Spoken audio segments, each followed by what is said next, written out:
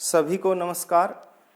मुद्रण संस्कृति और आधुनिक दुनिया लेसन पर आज हम चर्चा करेंगे और विषय रहेगा हमारा कि मुद्रण संस्कृति क्या है और मुद्रण संस्कृति का विकास कैसे कैसे हुआ। तो सबसे पहले हम बात करते हैं मुद्रण पे ही। और मुद्रण क्या है? मुद्रण छापने की एक कला है जिसमें किताबें, पत्र पत्रिकाएं, अखबार और जो है जितनी भी मशहूर तस्वीरें हैं, सूचनाएं हैं, कैलेंडर हैं, डायरी हैं, विज्ञापन आदि शामिल है। तो साधारण रूप से जो मुद्रण है वो छापने की कला है। और अगर हम इसके इतिहास की बात करें तो मुद्रण संस्कृति का जो इतिहास है बहुत पुराना है और किसी मनुष्य के जीवन को काफी इससे मुद्रण संस्कृति ने जो है मनुष्य के जीवन को काफी बदल दिया। और इस अध्याय में हम मानव जीवन पर पड़ने वाले विभिन्न प्रकार के जो प्रभाव है मुद्रण संस्कृति के द्वारा उसके बारे में ही हम पढ़ेंगे। और विकास पर बात करते हैं कि मुद्रण संस्कृति का विकास कैसे हुआ। तो मुद्रण संस्कृति का वो विकास माना जाता है कि सबसे पहले चीन, जापान और कोरिया में हुआ। और उस समय जो इन देशों में हाथ से छपाई के स्थान पर जो है मुद्रण संस्कृति का विकास सबसे पहले हुआ। और जैसे भारत में मुद्रण संस्कृति का विकास वैसे तो इससे पहले भी हुआ, लेकिन वो हाथ से छपाई होती थी। लेकिन मशीनों के द्वारा जो होने लगा या वुड ब्लॉक के द्वारा होने लगा, वो होने लगा जो है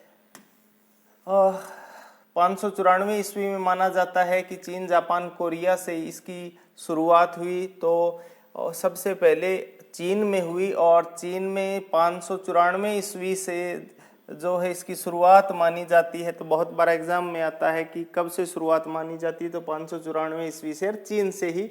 और कारण क्या था कि वहाँ पर काठ में के जो ब्लॉक या तख्ती पर कागज को जो है रगड़ करके किताबें छापने लगी थी। और उस समय जो है कागज जो है उनकी क्वालिटी इतनी अच्छी नहीं होती थी, पतले होते थे और जिनको दोनों तरफ से छपाई करना वो मुश्किल था। और वो भी काट के या उसके तख्ती पर रगड़ करके इतनी अच्छी क्वालिटी कागज की नहीं थी कि दोनों ओर छापा जाए।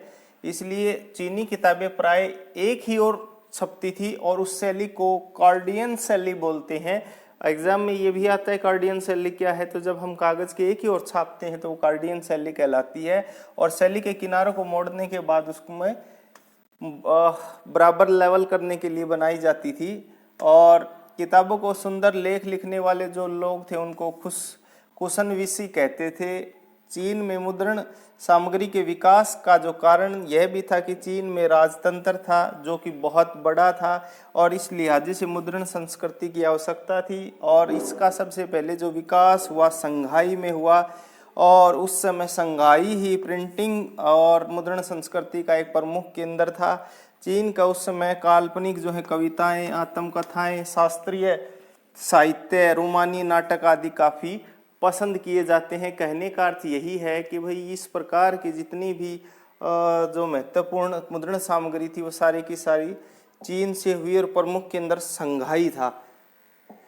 अब हम बात करते हैं कि जापान में मुद्रण संस्कृति, इसके बाद जापान में मुद्रण संस्कृति का विकास। और जापान में मुद्रण संस्कृति का सबसे पुरानी पुस्तक के बारे में भी पढ़ेंगे। माना जाता है कि चीन के बौद्ध प्रचारक 768 और 770 के आसपास छपाई की जो तकनीक है जापान में लेकर गए, अर्थात जापान में मुद्रण संस्कृति की शुरुआत हुई 768 या 770 ईस्वी के आसपास।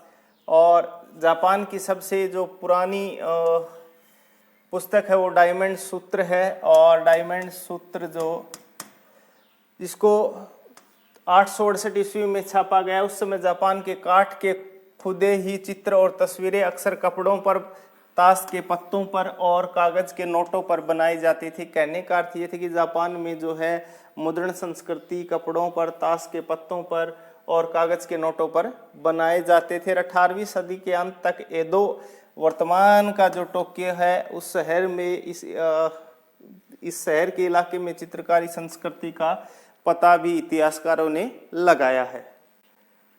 अब हम बात करते हैं यूरोप में मुद्रण संस्कृति की जैसे ही एशिया के बाद यूरोप में मुद्रण संस्कृति गई, तो वो कैसे गई, मुद्रण संस्कृति का श्रेय जाता है मार्को पोलो को। और जैसे ही प्रसिद्ध जो रेशम मार्ग था, वो सदियों से ही रेशम मसाले यूरोप के देशों तक जाते थे, जिसमें भारत से भी बहुत सारी चीज़ें जाती थी।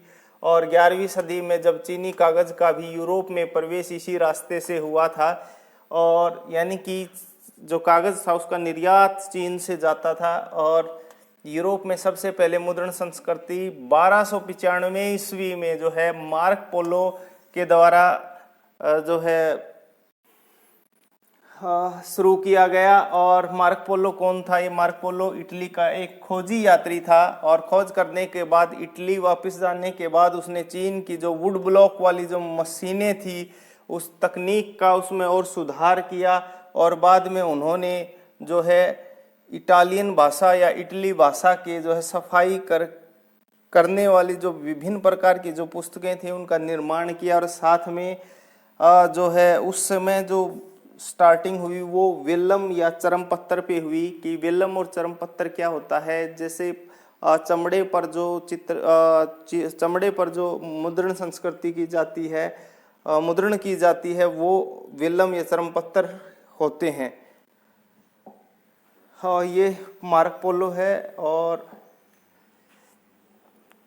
अब बात करते हैं कि मार्को पोलो के बारे में। कि मार्को पोलो एक इटली का व्यापारिक खोजी यात्री था और राजदूत भी था, जो कि मध्यकालीन यात्रियों का राजकुमार का उपाधि उसको प्राप्त है। मार्को पोलो ही जो है मुद्रण संस्कृति को चीन से यूरोप तक पहुंचाने में मदद की थी। दूसरे महत्वपूर्ण व्यक्ति है योहान गुटेनबर्ग। इसका भी बहुत बड़ा योगदान रहा है कि योहान जो है गुटेनबर्ग जर्मनी का निवासी था, जहां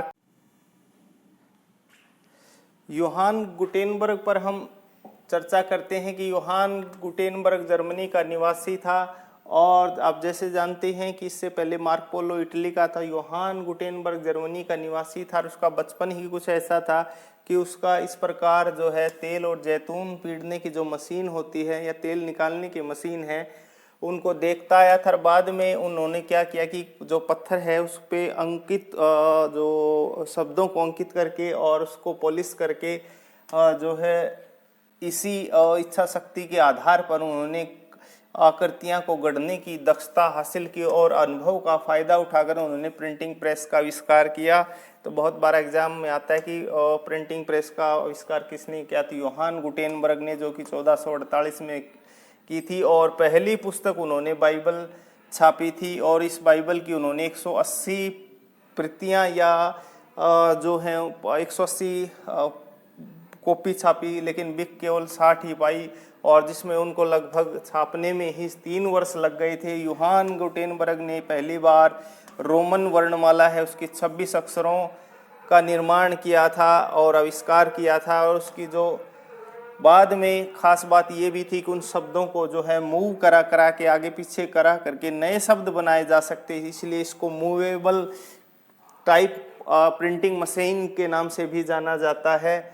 और साथ ही सबसे महत्वपूर्ण यही थी कि योहान गुटेनबर्ग उस आविष्कार से मुद्रण संस्कृति को काफ़ी विकास हुआ, पुस्तकें छपने की गति काफ़ी बढ़ गई। योहान गुटेनबर्ग की जो प्रेस थी 1 घंटे में लगभग 250 पन्ने छाप सकता था। कहने का अर्थ ये था कि इससे पहले जो मुद्रण संस्कृति थी वो धीरे धीरे जो है प्रिंट किया जाता था, लेकिन जैसे ही प्रिंटिंग प्रेस का आविष्कार हुआ उसके बाद में जो है मुद्रण संस्कृति में काफ़ी तेज़ी आई। और विभिन्न प्रकार की जो पुस्तकें थी जिनका आधार कोई कविता, कहानी या सामाजिक मुद्दे होते थे, वो तेज़ी से जनता तक फैलने लगे। तो ये महत्वपूर्ण सूचना थी आपके लिए कि मुद्रण संस्कृति क्या है, मुद्रण संस्कृति का विकास कैसे हुआ, पहले चीन में, जापान में, उत्तर कोरिया में और उसके बाद में यूरोप में गया।